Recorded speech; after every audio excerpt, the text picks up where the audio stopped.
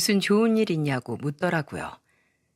솔직한 마음으로는 이혼해서 속 시원하다고 말하고 싶지만 애써 참고 있었죠. 말해봐야 주변 사람들 입방아에 오르내리기만 하고 좋을 게 뭐가 있겠습니까? 그러다 우연히 알게 된 이곳에 익명으로 사연을 보내게 됐습니다. 원래 진짜 비밀은 모르는 사람들한테 털어놓는 게 편하다는 말도 있잖아요. 제가 이혼했다는 건 주변에서 다 알지만 아마 자세한 제 결혼 생활 이야기는 모를 겁니다. 그래서 이번 기회에 속 시원하게 털어내고 싶어서 이렇게 사연을 쓰게 됐죠. 이혼하고 제가 가장 싫어하는 게 어떤 건 줄 아십니까? 바로 시금치, 시래기, 시루떡 등등 하나같이 시자가 들어가는 음식은 전부 다 싫어졌답니다. 정말 징글징글한 시댁 때문에 생긴 하나의 병이기도 하죠. 분명히 결혼 전 신혼 초만 해도 모든 게 다 괜찮았어요. 호랑이 굴에 제 발로 들어가는 것도 아닌데 처음부터 이상했다면 이 결혼 못한다고 외쳤을 겁니다. 하지만 이렇게 시댁 식구들이 지독한 사람이라는 걸 살다 보니까 알게 됐던 거죠. 원래 본성이 그랬던 건지 모르겠지만 남편과 처음 만났을 때만 해도 성실한 사람이었습니다. 중소기업에 다니던 남편은 알뜰하고 근면 성실한 사람이었어요. 월급이 많지 않았지만 워낙 알뜰한 사람이라 술, 담배도 안 할 정도였죠. 게다가 결혼 당시만 해도 시부가 사업을 하고 계셔서 시댁 형편이 나쁘지도 않았습니다. 그래서 정말 우리 부부만 알아서 잘 살면 되겠구나 생각했었죠. 왜냐하면 저희 부모님도 동네에서 대형 마트를 운영하고 계셨기 때문에 저도 부족함 모르고 살 정도로 형편이 괜찮았어요. 하지만 사업이라는 게 쌓아 올리기는 어려워도 한순간에 무너지는 건 쉽더라고요. 결혼하고 1년 만에 시부 사업이 흔들리기 시작한 거죠. 시모도 아가씨도 전부 시부한테만 의지하고 있어서 시부가 망하면 그냥 시댁 식구들이 전부 망하는 거나 다름없었어요. 끝까지 부도만 막으려고 시부는 안간 힘을 썼지만 결국 최종 부도 처리가 났던 거예요. 그때부터 시모는 거의 미쳐가고 있었죠. 시모 장점이 성격 시원시원하고 여장부 같은 성격이었는데 시부 사업이 망하자 원래 성격을 드러내기 시작했습니다. 시부 사업이 망하면서 어마어마한 빚을 감당하지 못해 시댁에는 압류딱지까지 붙었어요. 그래서 시부는 신용불량자 신세가 됐죠. 그런데 이 와중에 가장 힘들 사람은 시부인데도 시모는 시부를 원망하면서 이런 말까지 했습니다. 아이고, 내 팔자야. 나이 60에 이게 무슨 일이야? 내가 사업 무리하게 하지 말라고 몇 번이나 말했어. 저 인간 때문에 말년에 내 팔자 망했네. 망했어. 30년 동안 열심히 일한 시부 덕분에 호의호식하고 살았으면서 사업 망하니까 시부를 탓하는 게 아니겠어요? 가장으로서 최선을 다했지만 사업이 망하자 그동안의 노력까지 물거품 됐던 겁니다. 마지막 순간까지도 직원들 마지막 월급을 챙기는 시부를 보면서 시모는 화를 내며 이런 말까지 했었어요. 회사 쫄딱 망했는데 당신이 아직도 사장인 줄 알아? 직원들은 회사 망했다고 전부 지 살 길 찾아가려고 하는데 당신은 왜 그것들 월급을 챙겨주고 있냐고? 그 돈 다 움켜쥐고 있어야 할 거 아니야?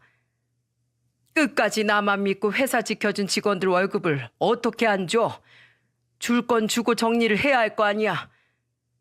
그래, 가족들 다 굶겨 죽이고 혼자 착한 척하면 누가 빚이라도 없애준다고 했어? 왜 이렇게 미련천치 같은 짓만 해?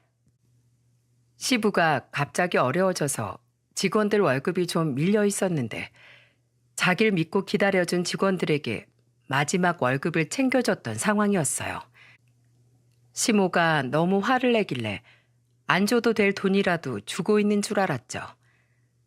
그때 가족들도 전부 모인 자리에서 시모가 시부를 무시하면서 욕을 하는데 제가 다 민망했어요.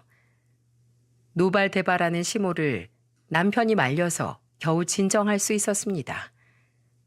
솔직히 사업 망해서 가장 힘들 사람은 시부 아니겠습니까?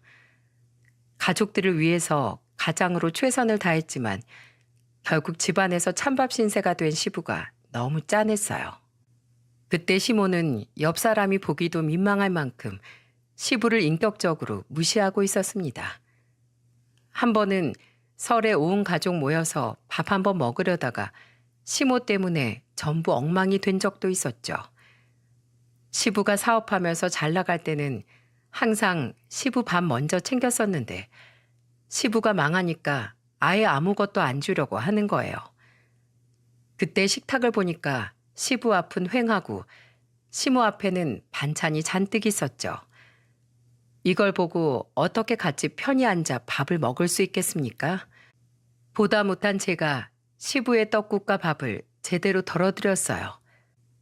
그러자 시모는 저를 다그치듯이 이런 말을 했습니다. 너 혼나고 싶어? 저 인간 밥 먹을 자격도 없는 인간이야. 뭘 잘했다고 뜨신 국물에 밥까지 내어줘? 아버님 지금까지 열심히 사셨잖아요. 그래서 오랫동안 어머님 편하게 해드렸으면 어머님도 이제 아버님께 잘해드려야죠. 솔직히 옆에서 보고 있기 민망할 정도예요. 네가 뭘 안다고 나한테 훈수를 둬? 너 내 성격 몰라? 나 며느리라고 봐주는 거 절대 없어. 혼자서 잔뜩 흥분한 시모는 뜬금없이 친정 얘기를 꺼내는 거예요. 진짜 어이가 없어서 한마디 하려는데 제 옆에 있던 아가씨가 저를 말리면서 말했죠. 새언니, 그냥 무시해요. 말 안 통하는 거 언니도 잘 알잖아요. 그리고 엄마도 좀 그만해요. 설날에 이게 뭐야? 또다시 시작된 시모의 타령에 결국 시부는 한숨을 푹 내쉬며 식탁에서 일어나셨죠. 그리고는 담배를 들고 나가려고 하셨어요. 그런데 시모가 담배를 들고 나가려는 시부를 보더니 벌떡 일어나서 시부를 잡았습니다. 그러더니 갑자기 시부 손에 있던 담배를 뺏어서 손으로 뭉개 시부 얼굴에 던져버리는 게 아니겠어요? 담배를 얼굴에 던진 것도 모자라 시부한테 소리를 지르며 이런 막말까지 퍼부었답니다. 돈이 남아 돌아? 어디서 담배 필 생각을 해? 말년의 식구들 전부 사지로 쳐몰아놓고 담배가 피고 싶니? 한 푼이라도 아낄 생각을 하던지 아니면 나가서 택배라도 하라니까. 진짜 누구 미치는 걸 보고 싶어서 그래? 저런다고 압류딱지가 떨어지는 것도 아니고 망한 회사가 살아나는 것도 아닌데 왜 저러나 이해가 안 갔습니다. 그러니 시부가 이런 시모의 압박을 이겨낼 수 있었겠습니까?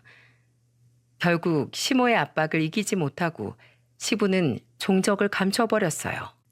처음에는 시부가 어디론가 사라진 게 믿기지 않아 계속 전화를 했었죠. 그때 시부가 신용불량자인 상황에도 마지막 비상금을 시모와 아가씨를 위해 남겨둔 채 어디론가 사라진 거예요. 게다가 경찰에 실종 신고하기도 애매했던 게 계속 시부한테 전화를 걸던 저에게 이런 문자를 남긴 겁니다. 나 당분간 혼자 있고 싶다. 내가 연락할 때까지 그냥 좀 기다려다오. 이런 문자를 며느리한테 보내는 시부도 힘들었겠죠. 그래서 저는 시부의 뜻에 따르기로 결정하고 이런 문자를 남겼어요. 아버님, 항상 끼니 잘 챙기시고 용기 잃지 마세요. 존경받을 만한 분이세요, 아버님은. 답장은 오지 않았지만 그래도 시부가 조금이나마 위안을 얻을 수 있길 바랬습니다. 그렇게 본인을 무시하고 비난하던 시모한테 마지막 비상금을 남기고 사라질 만큼 가족을 1순위로 생각하면서 사셨던 대단한 분이세요. 그런 분이 더 이상 자기를 찾지 말라는 말만 남기고 떠난 거죠. 남편도 그때 시부를 찾아보려 노력했지만 시부가 제발 찾지 말아달라고 부탁하는 통에 어쩔 도리가 없었습니다.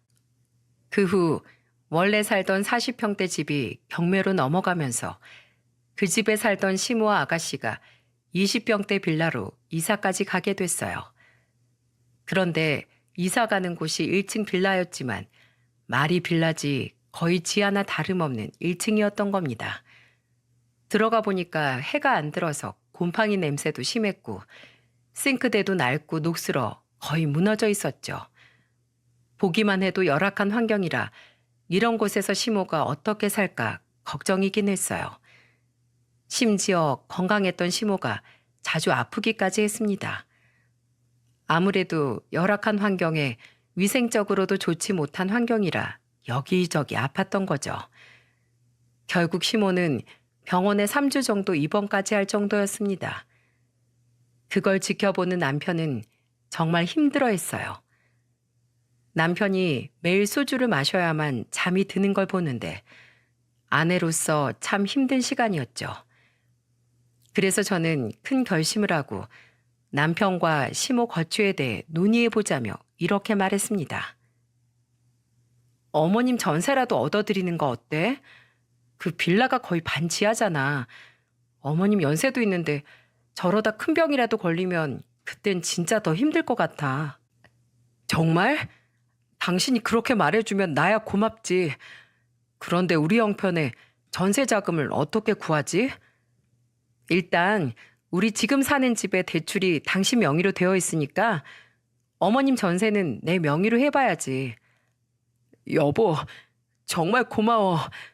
나 정말 당신한테 잘할게. 그래도 이렇게 마음 먹고 나니까 좀 낫다. 시부모도 내 부모나 마찬가지인데 우리가 보고 있을 수만 없잖아. 남편은 저한테 고맙다는 말을 하면서 울기 시작했어요. 그동안 아들로서 야위어가는 시모를 보며 얼마나 힘들었겠습니까? 한동안 잠도 제대로 못 드는 남편이 안타까워서 큰 결심을 했던 거죠.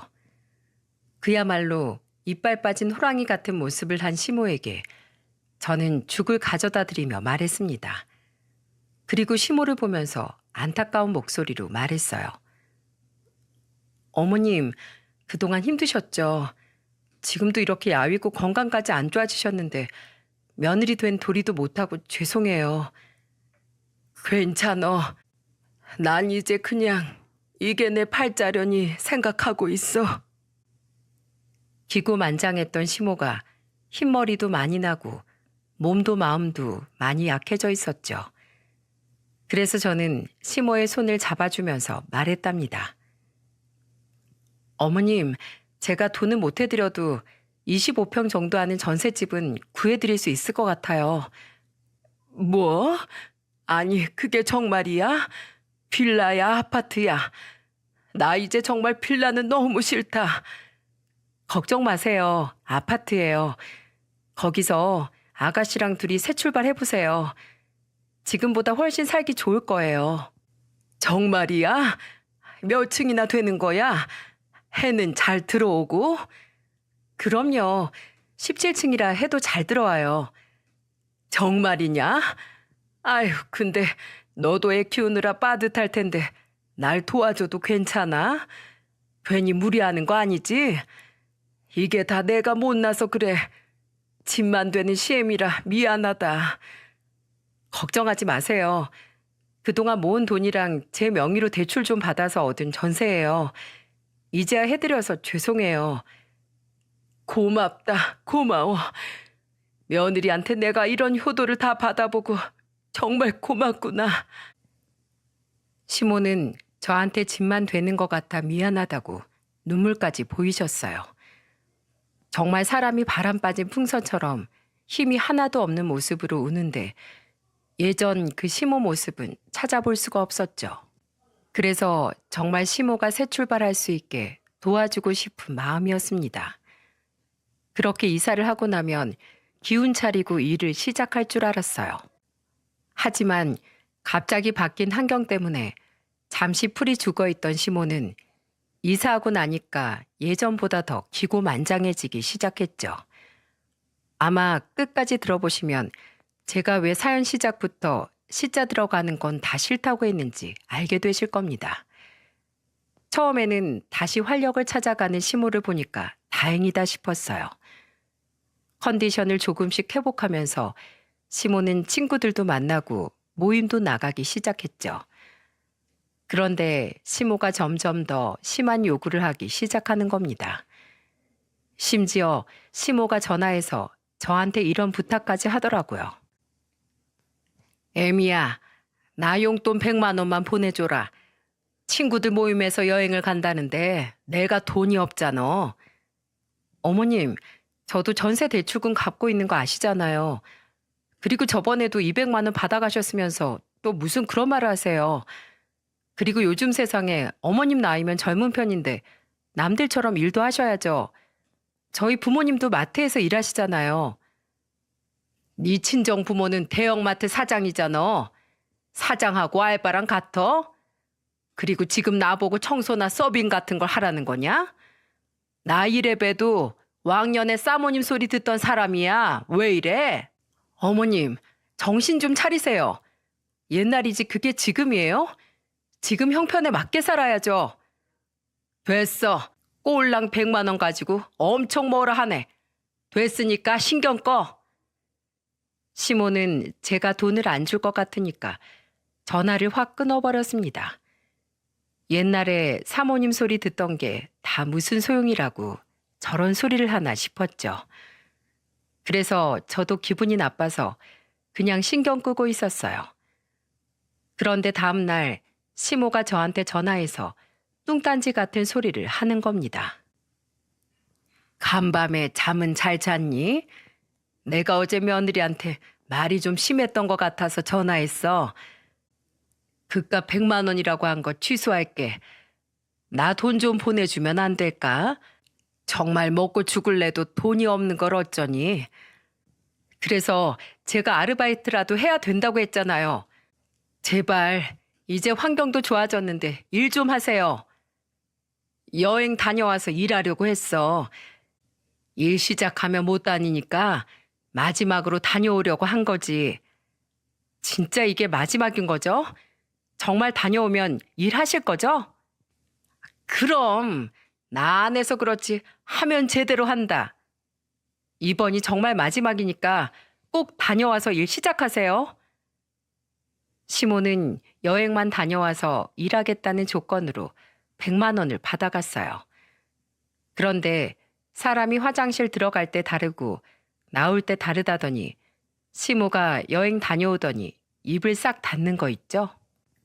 그런데 이런 상황의 아가씨는 또 어땠는 줄 아십니까? 두 모녀가 쌍으로 미쳐가고 있는 건지 아가씨는 저한테 전화해서 정말 말도 안 되는 부탁을 했습니다. 그때 아가씨는 너무 뻔뻔하고 태연하게 전화로 이런 부탁을 하는 거예요.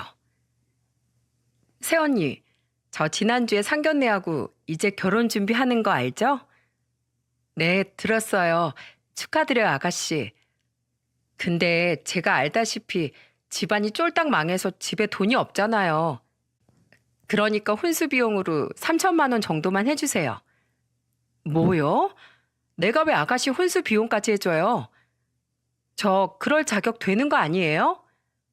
아가씨, 언제 이렇게 뻔뻔해진 거예요? 원래 이런 사람 아니었잖아요. 저라고 언제까지 착하게 살아요? 착하면 호구되는 세상이잖아요. 아빠 사업 망한 거 다 착하게 살다 뒤통수 맞았잖아요. 그래서 저도 제 권리 누리면서 살아야겠어요. 그러니까 새언니가 나 3천만 원 해줘요. 대체 이게 무슨 거지 같은 논리랍니까? 착하게 안 살겠다는 건 본인 마음이니까 넘어간다 쳐도 혼수 3천만 원은 제가 왜 해줘야 되는지 이상했죠. 순간 그동안 시모 때문에 받던 스트레스까지 한 번에 터져서 아가씨한테 화를 내며 따졌어요. 3천만 원이 걔 이름이에요? 그리고 나한테 돈 맡겨둔 거 있어요? 대체 내가 은행 ATM 기계도 아닌데 왜들 그래요? 새언니 집안 잘 살잖아요. 그럼 좀 서로 도와가며 사는 거지. 뭘 그렇게 야박하게 굴어요? 우리 부모님 돈이지 내 돈이에요? 그리고 남편이랑 상의해서 아가씨 집에 냉장고 하나 해주기로 했으니까 그걸로 퉁쳐요. 뭐라고요? 언니, 왜 그런 걸 둘이서 정해요? 도저히 말이 안 통할 것 같아서 그냥 전화를 끊어버렸습니다. 그러자 아가씨는 계속해서 전화를 하길래 아예 차단해버렸죠. 그러자 아가씨의 악랄함이 그때서야 드러났어요. 퇴근하면서 문자가 여러 개 와 있길래 보니까 아가씨가 저한테 이런 문자를 남겼습니다. 인생 그따위로 사는 거 아니에요. 돈 좀 있다고 시댁 무시하는 거죠? 오빠랑 이혼시킬 거예요. 문자로 저를 저주하는 아가씨를 보자 진짜 대꾸도 하기 싫어서 그냥 차단해버렸죠. 그랬더니 자기를 무시했다고 약이 바짝 오른 채 저를 찾아온 거예요. 그러면서 집까지 찾아와 저한테 한다는 소리가 이런 말이었습니다. 지금 내 연락 씹었어요? 시댁 식구한테 이렇게 해도 되는 거예요? 내가 지금은 예의상 족보 꼬일까봐 아가씨라고 꼬박꼬박 불러줬는데 이제 안 되겠다. 그냥 야라고 부를게. 뭐? 야? 이게 진짜 미쳤나? 어디서 야라고 부르겠다는 거야? 너한테 야라고 부르겠다고. 여기 너밖에 더 있냐? 이 개념 없는 거사. 아버지 사업 하나 믿고 놀고 먹고 있었으니까 그 나이 처먹고 돈 3천만 원이 없지. 진짜 한심하다 한심해. 그리고 네가 나보다 4살이나 어리잖아. 어디서 조그만한 게 하늘 같은 언니한테 대들어? 진짜 미쳤어요? 아니 원래 언니 이런 사람이었어요? 야, 네가 착하게 살면 호구된다며. 그래서 나도 인간 같지도 않은 무개념들은 그냥 막대하고 살려고 그런다. 왜? 정말 미쳤나 봐, 세상에. 지금 나한테? 와. 제가 하는 말에 충격을 받았는지 혼자서 말까지 더듬다가 가버렸죠. 그리고 그때 충격이 컸는지 한동안 찾아오지도 않더군요. 진짜 그때 남편마저 개차반이었으면 시댁을 완전히 제 인생에서 도려내고 싶을 만큼 징글징글했습니다. 그 후로도 한 5년을 제대로 된 일하는 걸 본 적이 없었어요. 그래도 저랑 남편이 용돈을 일절 안 주니까 돈이 급하면 일을 나가긴 했죠. 그런데 무슨 일을 하루 이틀도 안 하고 그냥 그만두는 겁니다. 왜 그만뒀냐고 물어보면 시모는 이런 핑계들을 대기도 했었죠. 일이 너무 복잡해서 못하겠어. 저런 일 하면서 돈 버느니 그냥 편한 일 찾아다닐란다. 처음 하는 일이니까 당연히 어렵고 복잡한 건데 단순한 식당 서빙 일도 못하겠다는 거예요. 그래서 저는 남편한테 용돈 주지 말라고 신신당부를 했습니다. 당장 쓸 돈이 없어야 일하려고 노력이라도 하겠다 싶었어요. 그렇게 지난 시간이 무려 5년이었죠. 그런데 그 무렵에 친정아버지가 췌장암 진단을 받고 투병 생활을 하게 된 겁니다. 췌장암이 고치기 힘든 암이라고 해도 의료기술이 좋아졌으니까 그래도 이겨내실 거라고 믿고 싶었어요. 하지만 계속해서 평생 일만 하던 아버지는 결국 병마와 싸우다가 고통스럽게 세상을 떠나셨죠. 생전에 불우한 이웃을 찾아가 봉사활동도 하셨고 라면이나 햇반, 김치를 독거노인에게 나눠주기도 하셨던 좋은 분이셨습니다. 좋은 일만 하면서 가족을 위해서만 살던 아버지가 떠난 현실이 믿기 힘들었어요. 이런 좋은 아버지를 데려간 하늘이 원망스럽기까지 했죠. 저는 엄마 장례식장에서 서로 부둥켜 안고 하염없이 울었습니다. 저를 더 슬프게 했던 건 아버지께 도움을 받으셨던 나이 지긋한 노인분들이 어려운 형편에도 부조금까지 챙겨서 오신 거예요. 그리고는 한 할머니가 엄마 손을 잡아주면서 슬픈 목소리로 말씀하셨죠. 별 볼 일 없는 늙은 노인네 끼니 걱정해주던 사람은 사장님 부부밖에 없었어요. 그런데 이렇게 좋은 분이니까 좋은 곳으로 분명 가셨을 거예요. 엄마는 할머니의 말에 통곡을 하며 울었습니다. 정말 아버지는 집에서도 밖에서도 한결같이 좋은 분이셨거든요. 좋은 사람을 잃은 고통은 저희 가족뿐만 아니라 아버지한테 도움을 받았던 모든 사람들이 같이 슬퍼하고 있었죠. 하지만 이 와중에도 시댁 식구들은 저를 기가 막히게 만들었습니다. 아버지와 가족도 아닌 남도 찾아와서 같이 슬퍼하고 위로해 주는데 시모는 무슨 짓을 했는 줄 아십니까? 차라리 아버지 장례식에 안 왔으면 더 좋았을 뻔했어요. 누가 억지로 끌고 온 것도 아닌데 시모는 친구들을 4명이나 데리고 와서 부조를 딱 3만 원만 한 겁니다. 그리고는 친구들이랑 모여 앉아 6시간 동안 술 마시고 웃고 떠들면서 앉아있던 거죠. 진짜 오고 가는 손님들도 계속 눈살을 찌푸리는데 더 이상 보고 손 놓고 있을 수 없어서 시모한테 가서 단호하게 말했습니다. 어머님, 상중인데 조용히 좀 해주세요. 다른 분들이 불편해할 만한 행동 좀 그만하세요. 야, 뭘 몰라서 이런 소리를 하네. 옛날에 장례식장에서 일부러 고스톱도 치면서 깔깔거리고 웃었어. 돌아가신 분 기분 좋게 가시라고. 나도 지금 그러고 있는 거잖아. 아버님도 통곡하는 것보다 이렇게 기분 좋게 가시는 걸 더 좋아하실걸? 이런 말을 당당하게 하고는 친구들과 또 웃기 시작했죠. 저는 참다 못해 소리를 지르면서 시모한테 말했어요. 그런 거 다 필요 없으니까 여기서 당장 나가세요. 벌써 6시간째 이러고 있잖아요. 여기서 웃고 떠드는 사람 여기밖에 없으니까 당장 나가요. 그러자 시모 옆에 있던 친구가 저한테 어이가 없다는 듯 노려보며 말하더군요. 이 집 며느리가 아주 못됐네.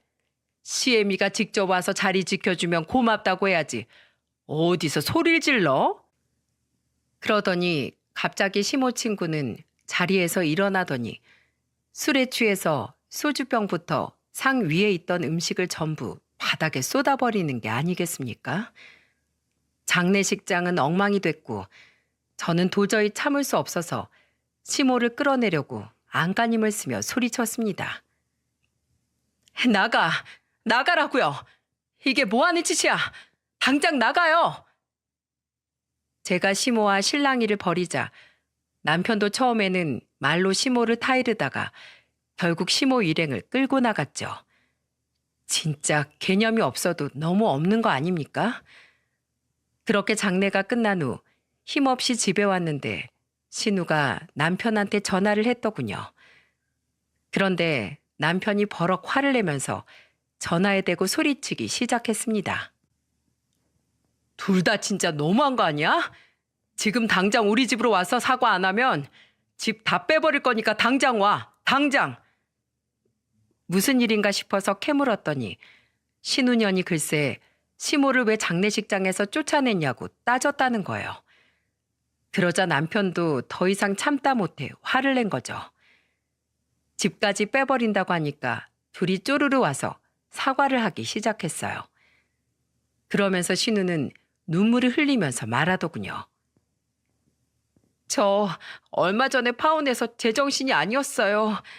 앞뒤 사정 모르고 무조건 따져서 정말 미안해요. 얼마나 개차반 같았으면 파혼까지 당하겠습니까? 진짜 기가 막혀서 더 묻지도 않았어요. 그러자 대형 사고 친 시모는 남편한테 매달리며 애원하듯 빌기 시작했습니다.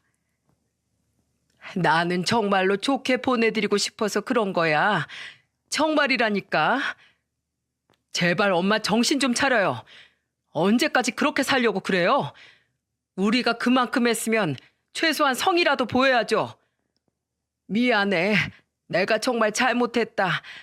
내가 이렇게 빌게. 저는 그때 너무 화가 나서 나가라며 소리쳤어요. 결국 시모는 신우와 같이 도망치듯 나갔습니다.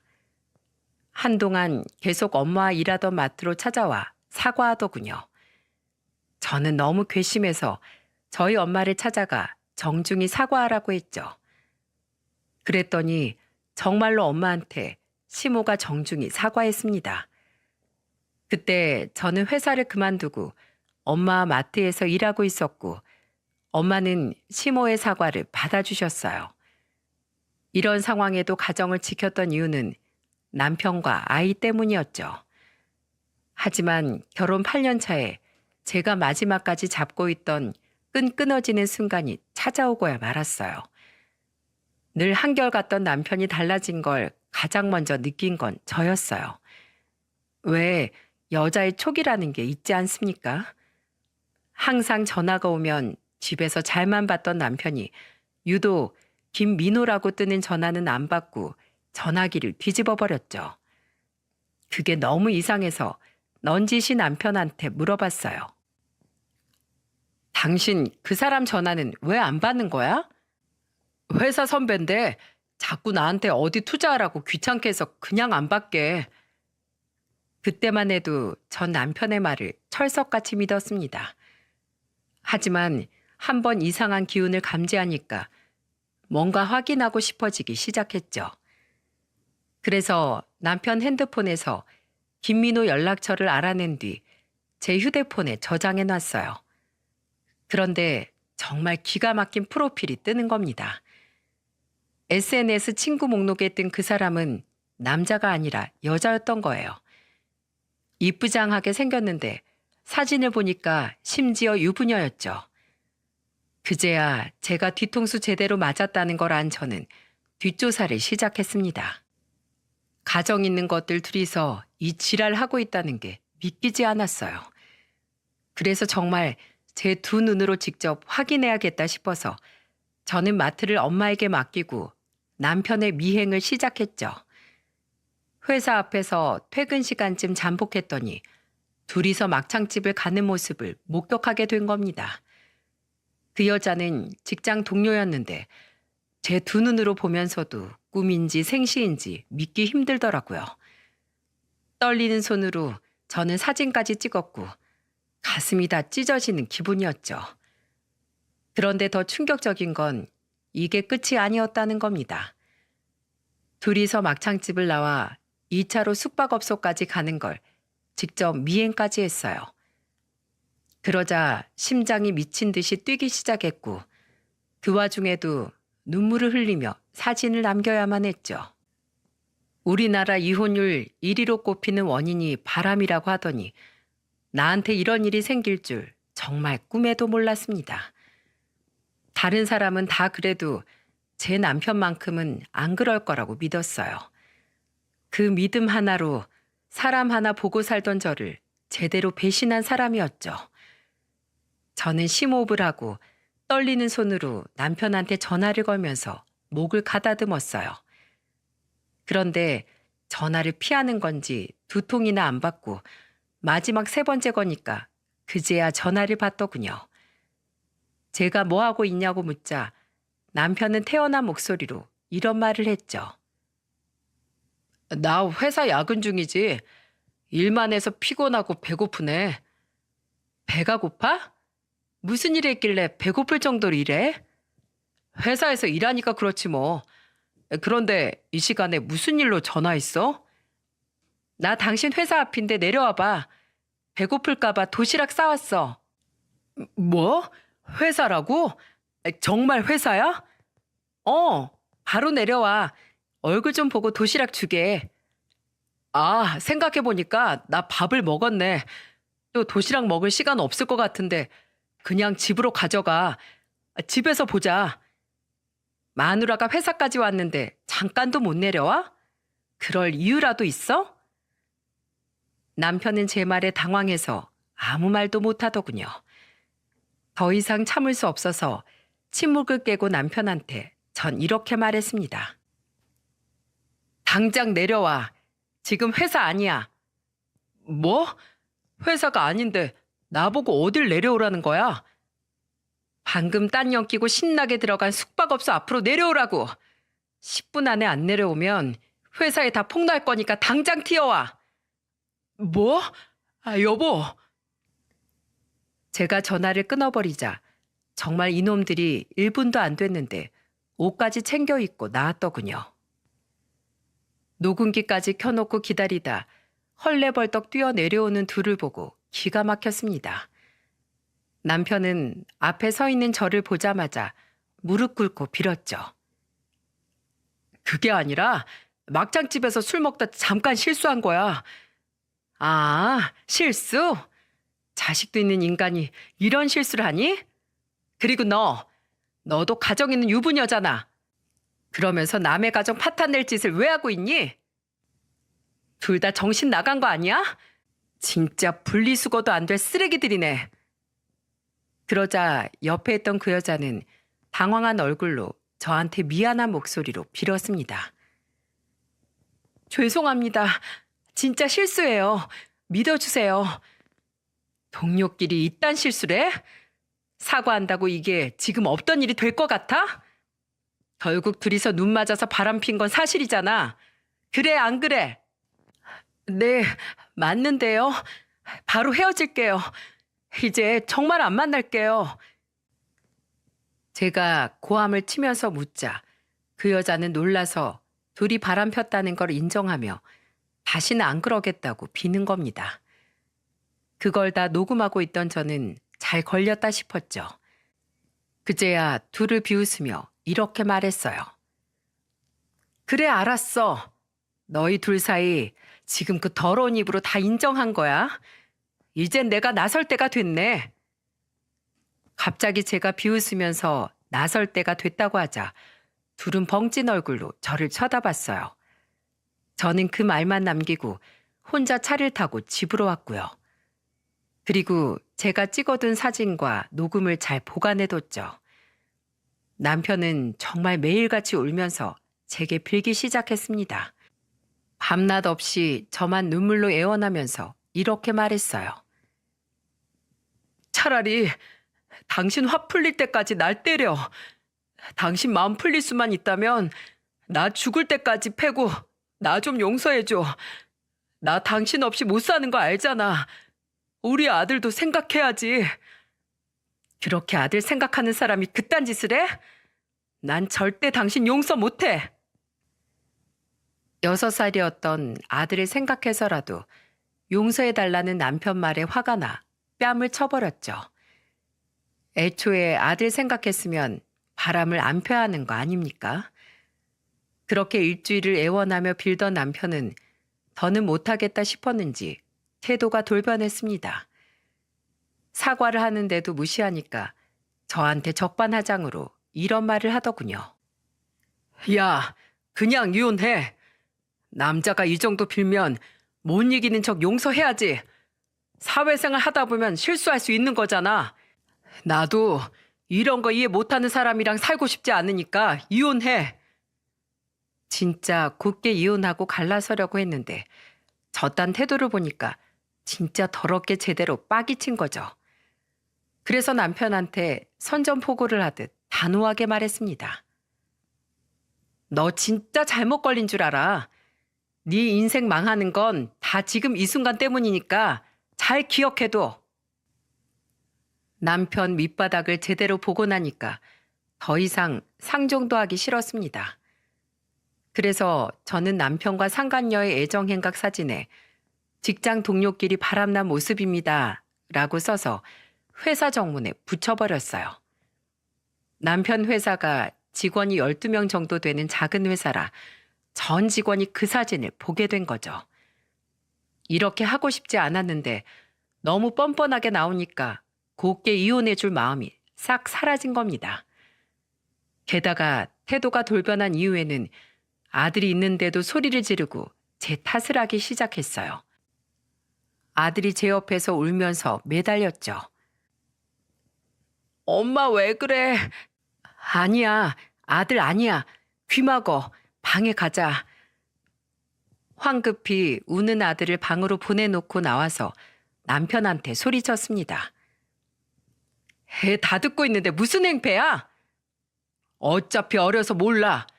그리고 알더라도 다 네 고집 때문에 이혼한 거라고 다 말할 거야.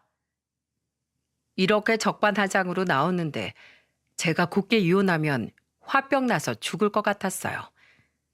결국 회사에 제가 붙인 사진을 전 직원이 보게 된 겁니다. 작은 회사라서 소문이 금방 퍼진 거죠. 동료들끼리도 이게 뭐냐면서 다 수근거리면서 정문 앞에서 떠들고 있더군요. 그리고 저는 남편한테 이혼 소송을 걸고 상간녀에게는 위자료 소송을 걸었습니다. 얼마 뒤 등기로 도착한 고소장을 본 상간녀 남편이 모든 사실을 알게 되면서 그 집도 풍비박산 난 것 같았어요.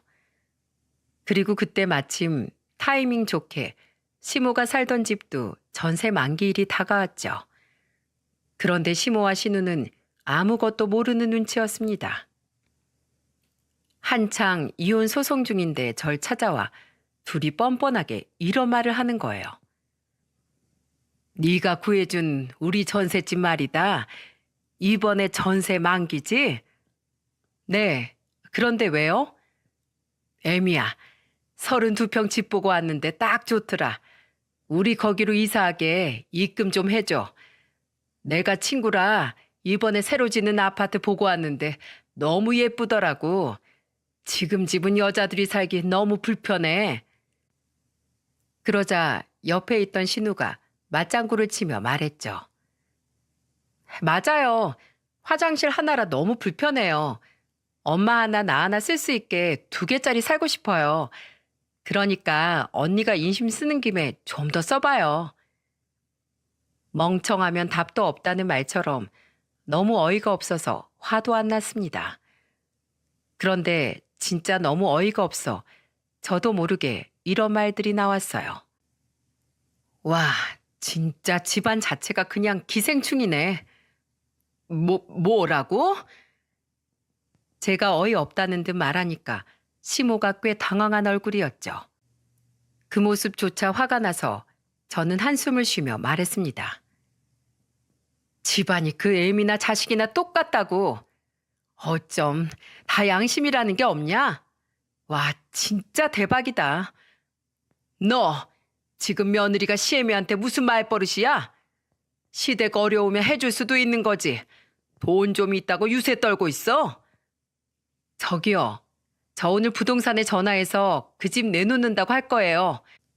오늘 6월 5일이니까 이번 달 말까지 꼭 짐이나 다 빼요. 그럼 우린 어딜 가라는 거야? 내가 알바야? 당신 아들 바람나서 이혼 소송 중인 거 모르지? 지도 쪽팔려서 말 못하겠지. 그러니까 당장 짐 빼고 다 나가 그냥. 그리고 너 뭐 화장실이 불편해? 화장실 많은 곳에서 살고 싶으면 공중 화장실 가던지. 그리고 언제까지 징징거릴래? 둘 다 나가서 일 좀 하라고.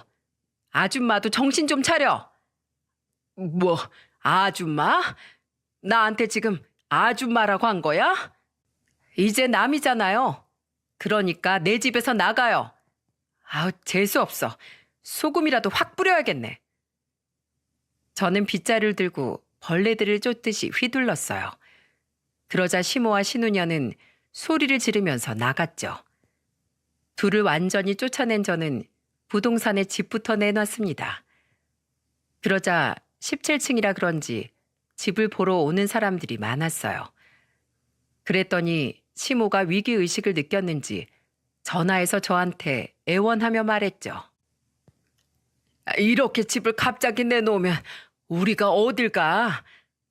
며느리가 이 정도 해줬으면 그동안 두 모녀가 일해서 돈을 모았어야죠. 돈이 없으니까 갈 곳이 없잖아요. 잘난 아줌마 아들한테 얻어달라고 하세요. 예, 우리 좀 제발 살려줘. 이러다 우리 노숙하게 생겼어. 아줌마 같으면 바람핀 놈이랑 살 수 있겠어요? 당장 짐이나 빼요. 이제 남이니까 그만 좀 들러붙어요. 저는 곧장 끊어버리고 다 전화를 차단해버렸죠. 결국 두 모녀는 아파트에서 나오게 된 겁니다. 웃긴 건 전보다 더 열악한 원룸으로 이사를 가게 된 거예요. 그런데 그런 상황에도 남편 그놈은 눈 하나 깜짝 안 하는 거 있죠? 진짜 자기 혼자 살겠다고 가족들 외면하는 거 보니까 마지막 전까지 뚝 떨어졌습니다. 그렇게 저는 소송 끝에 양육권도 받아오고 재산 분할의 위자료까지 다 제가 유리하게 받았어요. 물론 상간녀한테도 위자료를 받아냈고요. 그래서 지금은 친정엄마와 같이 살고 있답니다. 처음에는 제가 혼자서 아들까지 데리고 이혼하겠다고 하니까 걱정을 많이 하셨어요. 하지만 예전과 달리 제가 편안해 보였는지 지금은 저를 가장 응원해주고 계시죠. 그렇게 이혼하고 몇 달 뒤 엄마를 모시고 고기를 먹으러 간 적이 있었는데 그곳에서 신우년을 딱 마주치게 된 겁니다. 신우가 설마 손님으로 왔냐고요? 그럴 리가 있겠습니까? 거기서 불판 닦는 일을 하고 있더라고요. 그러다 저랑 눈이 딱 마주치자 울면서 달려오더니 이런 말을 하더군요. 언니, 우리 엄마가 또 아파요. 내가 급하게 일은 하고 있는데 예정을 생각해서 병원비 좀 빌려줘요. 내가 미쳤어? 예정 같은 소리 한다. 앙심 품고 안 사는 걸 다행으로 알고 가서 얼른 불판이나 닦어. 마지막까지 돈 얘기를 하는 신우를 매몰차게 떨쳐냈어요. 진짜 끝까지 이런 식이라 제가 시자 들어가는 것만 봐도 치를 떨고 있죠. 이제는 완전히 연이 끊어져 남편 놈도 회사에서 해고당한 뒤로 일용직을 전전한다는 소식 이후로 들은 게 없답니다. 이렇게 결혼 생활이 막을 내려서 허무하긴 하네요. 결혼할 때 주례사 중에 평생 부부로 인연을 맺고 행복하게 살겠습니까? 라고 물으면 부부가 네라고 대답하지 않습니까? 하지만 결혼 생활 8년 만에 바람으로 갈라서니까 허탈할 뿐이에요. 제발 바람은 사람이라면 바람 같은 거 절대 피지 마세요. 남은 가족들은 평생 상처로 안고 살게 될 겁니다. 저는 간통죄를 폐지한 사람들이 원망스러웠죠. 이혼 사유로 배우자의 외도가 가장 높다는데 본인들은 즐거워도 자식들까지 힘들다는 거 꼭 기억하길 바랍니다. 소중한 가정 평생 잘 지키길 바랄게요. 저와 제 아들이 받았던 고통 남들은 받지 않길 바라는 마음이죠. 그러니 모두 서로 위해주며 행복하게 살길 바라겠습니다.